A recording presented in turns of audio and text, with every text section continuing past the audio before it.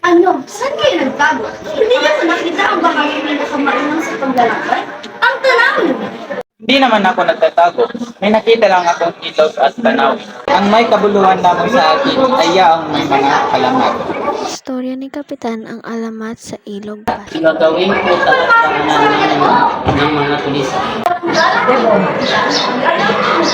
isang tao ng lawan mo ay pinangarang iba o iba? Para sa pagkain ko ano sa kanya. Nakasama sa kanyang bangkay sa kanyang ba't isa rin siyang pilibustero? Kaya tinatawag na libre pag-ibig, hindi ba pare? Ito'y pinapahiwatig na ang mga pilibustero hindi nasang na magkaroon ng marangal na libing. Kung ano nangyari sa'yo, Ginongson? Ikaw ba'y nahihilo? Ikaw na may datihang mga lalakbay? Ikaw ba'y nanunula sa ganitong halos papat lamang ng tubig ang lahat? Dapat niyong malaman ang lawang nito ay mas malaki sa susulan ng mundo. Maganda ang ani natin ngayon, Ama. Pero, Patong na naman sila ng buwi sa ating lupain. Mahal ng buhaya. ngunit ama, umaabuso na sila. Anak, magpahumalhin ka. Magandang umaga, mga padre.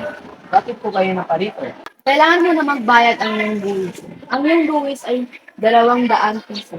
200 piso? Ang taas naman yan! Kung hindi kayo babayad, ibibigay ko ang pagpiling lang dito. Tama, ipalilim lang ko na lang sa aming kasambahan. Kaya na matapat na siya ng biyar sa amin. Ako ang naghirap, mag-ani at nagtanim dito.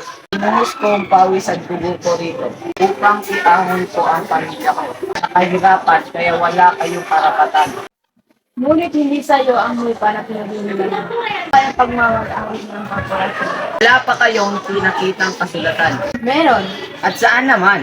Hindi ako magbabayad kahit kalahati ng buwis. Hindi ko nakikita ang kasulatan. Anak, huwag ka rin magmamahal. Tama ang iyong ama.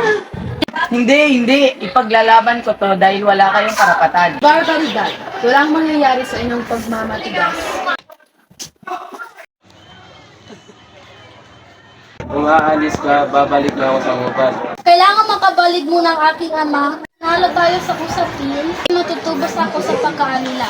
Naman din niyang, pinili ka pang akong masanla. Kaysa masanla ang aklos na binigay niya sa akin.